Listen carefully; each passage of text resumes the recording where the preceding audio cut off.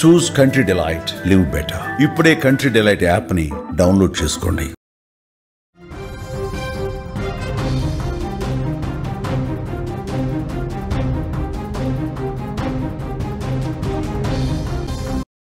సంసార నావను దరికి చేర్చాలన్నా, కుటుంబం అనే బండి సజావుగా ముందుకు నడవాలన్నా భార్యాభర్తల మధ్య సఖ్యత చాలా ముఖ్యం. పిల్లల భవిష్యత్తుకు ఇది కీలకమే.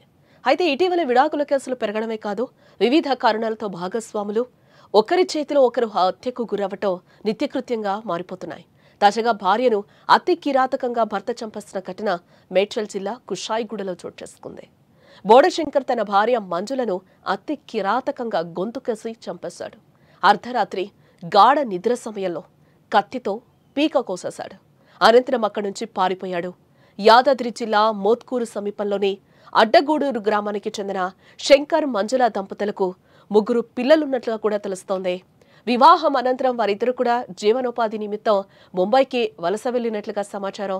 పెళ్లి తర్వాత 3 సంవత్సరాల వరకు సంసారం వీరిది సాఫీగానే సాగిందని చెప్తున్నారు.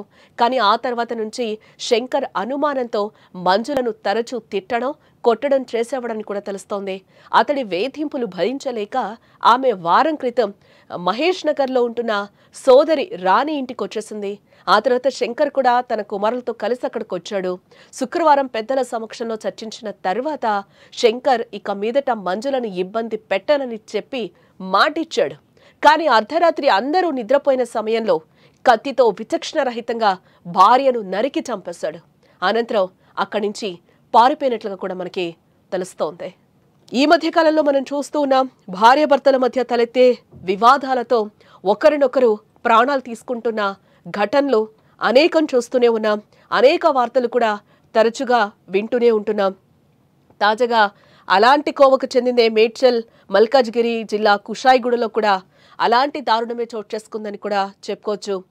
కుషాయిగూడ పోలీస్ స్టేషన్ పరిధిలోని రాధికా థియేటర్ సమీపంలో అక్క ఇంట్లో భార్యను హత్య చేశాడు భర్త.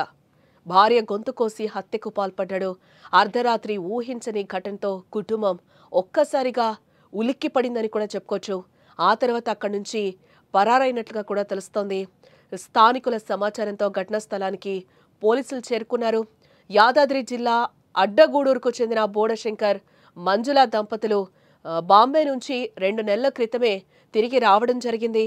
మంజులపై అనుమానంతో శంకర్ హత్య చేసినట్లుగా కూడా పోలీసులు అనుమానిస్తున్నారు.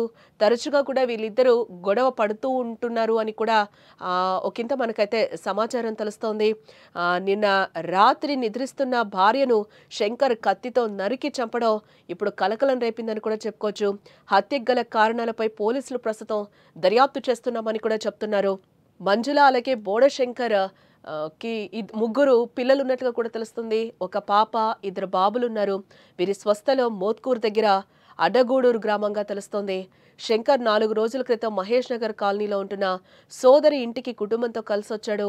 శుక్రవారం అర్ధరాత్రి అందరూ నిద్రపోయిన సమయంలో కత్తితో విచక్షణరహితంగా భార్యను నరికాడు. ఆమె అరుపుల శబ్దానికి అందరు లేవడంతో అక్కడి నుంచి పారిపోయాడు. మంజుల అప్పటికే మృతి చెందింది. నిందితుని కోసం పోలీసులు గాలిస్తున్నట్లుగా కూడా మనకి తెలుస్తోంది.